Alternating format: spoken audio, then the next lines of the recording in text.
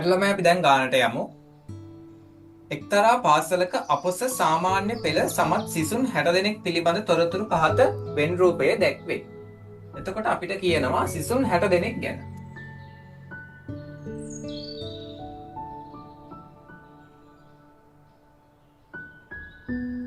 සිසුන් 60 දෙනෙක් ගැන කියද්දී අපිට තියෙනවා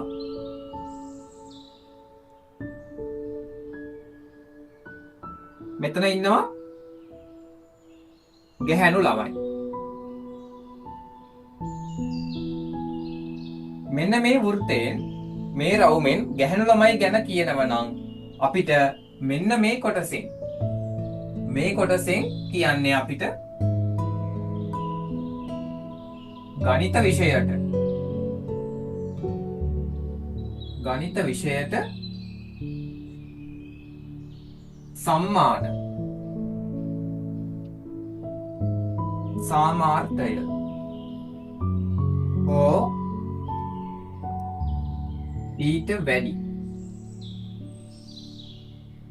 හරිද? එතකොට මේ රවුමෙන් අපිට කියනවා ගැහැණු ළමයි ගැන, මේ රවුමෙන් අපිට කියනවා ගණිත විෂයට සම්මාන සාමාර්ථය හෝ ඊට වැඩි යෙන් ගත්තු ළමයි ගැන. එතකොට ඔයාලා හිතන්න බලන්න මෙන්න මේ කොටසෙන් කියන්නේ මොකද්ද? මෙන්න මේ කොටසෙන් කියන්නේ ගැහැණු ළමයි වෙන්න ඕන, ගණිත විෂයට සම්මාන සාමාර්ථය හෝ ඊට වඩා වැඩියෙන් අරගෙන ඉන්න ඕන. එතකොට මේ කොටසෙන් කියන්නේ ගණිත විෂයට සම්මාන සාමාර්ථය ගත්තු ගැහැණු ළමයි ගැන තමයි මෙන්න මේ කොටසෙන් කියන්නේ. එතකොට මේ කොටසෙන් කියන්නේ ගණිත විෂයට සම්මාන සාමාර්ථය ගත්තු පිරිමි ළමයි ගැන. එතකොට මේක මේ රූපයෙන් මේ වෘත්තයෙන් කියන්නේ ගැහැණු ළමයි ගැනනේ. මේ වෘත්තයෙන් ගැහැණු ළමයි ගැන කියනවා නම් මේ කොටසේ තියෙන ගැහැණු ළමයි වෙන්න බෑ. ඒ නිසා අපි කියනවා මේ කොටසෙන් දක්වන්නේ ගණිත විෂයට සම්මාන සාමාර්ථය ගත්තු ඊට වඩා සම්මාන සාමාර්ථය හෝ ඊට වැඩියෙන් ගත්තු පිරිමි ළමයි ගැන තමයි මේ කොටසෙන් කියන්නේ. ඊට පස්සේ මේ පිටත කොටසෙන් කියන්නේ අපිට ගණිත විෂයට සම්මාන සාමාර්ථයක්වත් ගත්තේ නැති පිරිමි ළමයි ගැන තමයි මේ පිටත කොටසෙන් අපිට කියන්නේ. එම සිසුන් අතරින් ගැහැණු ළමයි 31 දෙනෙක් සිටියා. ගැහැණු ළමයි 31 දෙනෙක් ඉන්නවලු. ගැහැණු ළමයි 31ක් ඉන්නවා නම් අපි ඒක මේ වෘත්තය තමයි ලකුණු කරන්න ඕනේ. අපි බලමු මේ කොටස් දෙකට කොහොමද බෙදෙන්නේ කියලා. දෙනෙක් සිටි අතර 16 දෙනෙක් ගණිත විෂයට සම්මාන සාමාර්ථ හෝ ඉහළ සාමාර්ථ ලබාගෙන තියෙනවා. 31 දෙනෙක් 31න් 16ක් ගණිත විෂයට සම්මාන සාමාර්ථය හෝ ඊට වඩා වැඩි සාමාර්ථයක් අරගෙන තියෙනවා නම් අපිට ඒක දාන්න පුළුවන් මෙන්න මෙතෙන්ට. මං කියවනේ මේ වෘත්තයෙන් කියන්නේ ගැහැණු ළමයි ගැන, මේ වෘත්තයෙන් කියන්නේ ගණිත විෂයට සම්මාන සාමාර්ථය හෝ ඊට වඩා වැඩි සාමාර්ථයක් ගත්තු ළමයි ගැන. එතකොට මේ කොටසට අයිති වෙන්නේ ගැහැණු ළමයි වෙන්නත් ඕන, ගණිත විෂයට සම්මාන සාමාර්ථය හෝ ඊට වඩා වැඩි සාමාර්ථයක් අරගෙන ඉන්නත් ඕන. ඒ නිසා අපි කියනවා මේ කොටසෙන් කියන්නේ ගණිත විෂයට සම්මාන සාමාර්ථය හෝ ඊට වඩා වැඩි සාමාර්ථයක් ගත්තු ගැහැණු ළමයි ගැන. ඊළඟට ගණිත විෂය සඳහා සාමාර්ථ නොමැති පිරිමි ළමුන් 9 දෙනෙක්ද අතර යම්. ගණිත විෂයට සම්මාන සාමාර්ථයක්වත් නැති පිරිමි ළමයි 9 දෙනෙක් ඉන්නවලු. එහෙනම් අපිට ඒක ලකුණු කරන්න වෙන්නේ මෙන්න මෙතන. හරි නේද? එතකොට ගණිත විෂයට සම්මාන සාමාර්ථයක්වත් ගත්තේ නැති පිරිමි ළමයි ලකුණු කරන්න වෙන්නේ මේ පිටත කොටසේ. එතකොට මෙතෙන්ට එන්නේ මොකද්ද? මෙතෙන්ට එන්නේ ගණිත විෂයට සම්මාන සාමාර්ථයක් හෝ ඊට වඩා වැඩි සාමාර්ථයක් ගත්තු පිරිමි ළමයි තමයි මෙන්න මේ කොටසට එන්න ඕන. හරි නේද? එතකොට මෙතන 31යි. මුළු ප්‍රමාණය 60යි. ළමයි 60ක් ගැන තමයි අපි කතා කරන්නේ. මුළු ප්‍රමාණය 60යි. 31ක් ගැහැණු ළමයි නම් අපිට 29ක් පිරිමි ළමයි ඉතුරු වෙනවා. හරි නේද? 29ක් පිරිමි ළමයි ඉතුරු වෙනවා. එතකොට අපිට කියන්න පුළුවන් 29න් 9ක්. 29න් පිරිමි ළමයි 29ක් ඉන්නවා. පිරිමි ළමයි 29ක් මුළු සංඛ්‍යාව.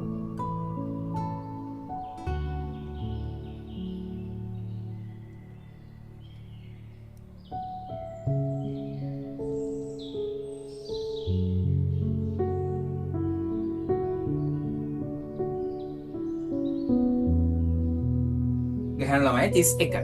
හරි නේද? එතකොට පිරිමි ළමයි 29න් 9 දෙනෙක්. 29න් 9 දෙනෙක් ගණිත විෂයට සම්මාන සාමාර්ථයක්වත් අරගෙන නැහැ. එහෙනම් 29න් 9 දෙනෙක් ගණිත විෂයට සම්මාන සාමාර්ථයක්වත් අරගෙන නැත්නම් අපිට කියන්න පුළුවන් 20 දෙනෙක් ගණිත විෂයට සම්මාන සාමාර්ථ අරගෙන තියෙනවා. ඒ නිසා අපිට ඒක දාන්න පුළුවන්.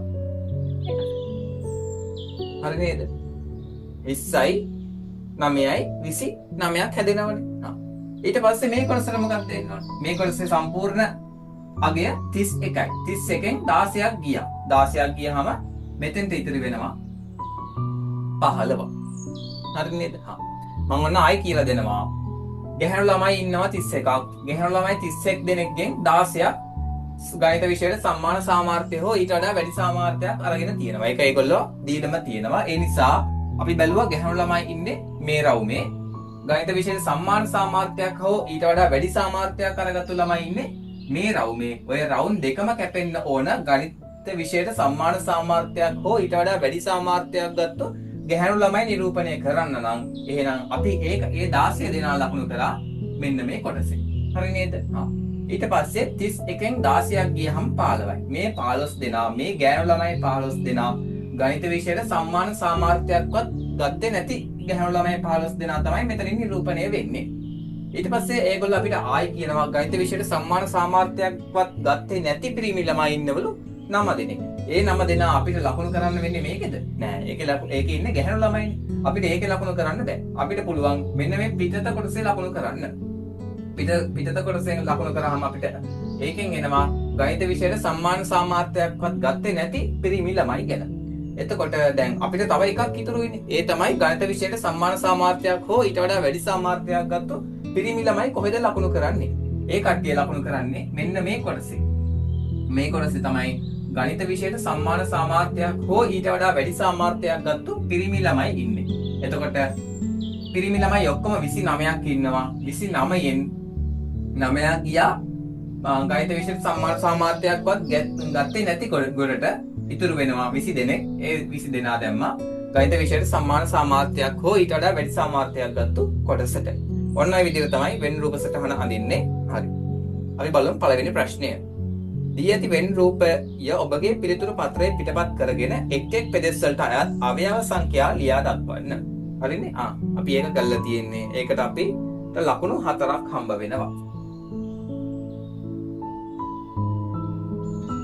ඒකට අපිට ලකුණු 4ක් හම්බ වෙනවා. පළවෙනි ප්‍රශ්නේ හරි. අපි යමු දෙවෙනි එකට. ගණිත විෂය සඳහා සම්මාන හෝ ඊට ඉහළ සාමාර්ථ ලබා ගත නොහැකි වූ ගැහැණු ළමයි ගණන කීයද? ඔබෙන් අහනවා ගණිත විෂයට සම්මාන සාමාර්ථයක් හෝ ඊට වඩා වැඩි සාමාර්ථයක් ගන්න බැරි වුණු ගැහැණු ළමයි කොහෙද කීයක් ඉන්නවද කියලා. හරි. අපි බලමු ගැහැණු ළමයි කොහෙද ඉන්නේ කියලා. ගැහැණු ළමයි ඉන්නේ මෙන්න මේ රවුමේ. එතකොට මේ රවුමෙන් 16 දෙනෙක්. මේ රවුමේ 16 දෙනෙක් අයිති වෙන්නේ ගණිත විෂයට සම්මාන සාමාර්ථය හෝ ඊට වඩා වැඩි සාමාර්ථයක් ගත්තු ගොඩට. මෙන්න මේ 15 දෙනා තමයි ගැහැණු ළමයි වෙන්නත් මේ 15 දෙනා ගැහැණු ළමයි. ඒ වගේම තමයි මේ 15 දෙනා මෙන්න මේ රවුමට අයිති නෑ කියන්නේ. ඒ 15 දෙනා ගණිත විෂයට සම්මාන සාමාර්ථයක්වත් අරගෙන නැහැ කියන එකයි. එහෙනම් දෙවෙනි ප්‍රශ්නයට පිළිතුර වෙන්නේ 15යි. ඊළඟට තුන්වෙනි කොටස. ගණිත විෂයට සම්මාන හෝ ඊට ඉහළ සාමාර්ථ ලබාගත් පිරිමි ළමුන් දැක්වෙන පෙදෙස ඉහත වෙන් රූපයේම අඳුරු කර දක්වන්න. එතකොට අපිට කියනවා ගණිත විෂයට සම්මාන සාමාර්ථයක් හෝ ඊට වඩා වැඩි සාමාර්ථයක් ගත්තු පිරිමි ළමයි දැක්වෙන පෙදෙස අඳුරු කරලා දක්වන්න කියලා. එහෙනම් ඒ පෙදෙස තමයි මෙන්න මේක. ඔන්න ඔක තමයි ඒ පෙදෙස. ඔය පෙදෙසෙත් තමයි ගණිත විෂයට සම්මාන සාමාර්ථ හෝ ඊට වඩා වැඩි සාමාර්ථයක් ගත්තු පිරිමි ළමයි ඉන්නේ. තුන්වෙනි ප්‍රශ්නයත් හරි. ඊට පස්සේ ගණිත විෂයට සාමාර්ථ නොමැති සියලු සිසුන් නැවත පිළිතුරු පත්‍ර පරීක්ෂාව සිදු කළ අතර එහි ප්‍රතිඵල අනුව පිරිමි ළමුන් දෙදෙනෙක් හා ගැහැණු ළමන් තිදෙනෙකුට ගණිත විෂයට සම්මාන සාමාර්ථ ලැබුණා. එහෙනම් ඒ කියන්නේ ඒගොල්ලෝ රීකරෙක්ෂන් දාලා. රීකරෙක්ෂන් දැම්මාට පස්සේ පිරිමි ළමයි දෙදෙනෙක් සහ ගැහැණු ළමයි 3 දෙනෙක්ට ගණිත විෂයට සම්මාන සාමාර්ථ හම්බෙලා කියලා තමයි මේකෙන් කියන්නේ. එතකොට අලුත් දත්ත අනුව රූපය වෙනස් කරලා අඳින්නලු. හරි. අලුත් දත්ත අනුව රූපය වෙනස් කරද්දී මම මේකෙම වෙනස් කරන්නම්. ගැහැණු ළමයි 3 දෙනෙක්ට. ගැහැණු ළමයි 3 දෙනෙක්ට. ඒ කියන්නේ මෙන්න මේ ගොඩෙන් තමයි. මේ ගොඩෙන් ඒ කියන්නේ මේ ගොල්ල තමයි රීකරෙක්ෂන් දාන්නේ. ගැහැණු ළමයි නම් මේ ගොඩ, පිරිමි ළමුන් නම් මේ ගොඩ. මේ අය තමයි රීකරෙක්ෂන් දාන්නේ. නැවත සමීක්ෂණය කරන්නේ. එතකොට මේ අයගෙන් 3 දෙනෙක්. මේ අයගෙන් 3 දෙනෙක්ට ගණිත විෂයට සම්මාන සාමාර්ථ හෝ ඊට වඩා සම්මාන සාමාර්ථයක් හම්බුණා. එහෙනම් මේ ගොඩෙන් 3 දෙනෙක් යනවා මෙතෙන්ට. එතකොට මෙතන 12යි, මෙතන 3ක් ගියාට පස්සේ 19යි. ඊට පස්සේ පිරිමි ළමුන් යනවා 2 දෙනෙක්. පිරිමි ළමුන් 2 දෙනෙක් ගියාට පස්සේ මෙතන ඉතුරු වෙනවා 7යි, මෙතෙන්ට එනවා 22යි. ඔන්න ඒ විදිහට තමයි රූපය වෙනස් වෙන්නේ. හරි නේද? එතකොට ගැහැණු ළමුන් මෙතන ඉස්සෙල්ලා හිටියා 15ක්. 15න් 3 දෙනෙක්ට සම්මාන හම්බුණා රීකරෙක්ෂන් දැම්මම පස්සේ. ඒ නිසා මෙතනින් 3ක් අඩු කළා අපි මේක දැම්මා මෙතෙන්ට. ඊට පස්සේ පිරිමි ළමුන් මෙතන ඉස්සෙල්ලා 9ක් හිටියා. ඒ 9න් දෙදෙනෙකුට සම්මාන හම්බුණා රීකරෙක්ෂන් දැම්මම පස්සේ. ඒ නිසා අපි ඒ 9න් දෙකක් අඩු කළා මෙතෙන්ට දැම්මා. හරි නේද? එහෙනම් මං හිතනවා ගාන තේරුණා ඇති කියලා. ඔය විදිහට තමයි 10 ශ්‍රේණිය කුලක ගානක් අපි කතා කරේ.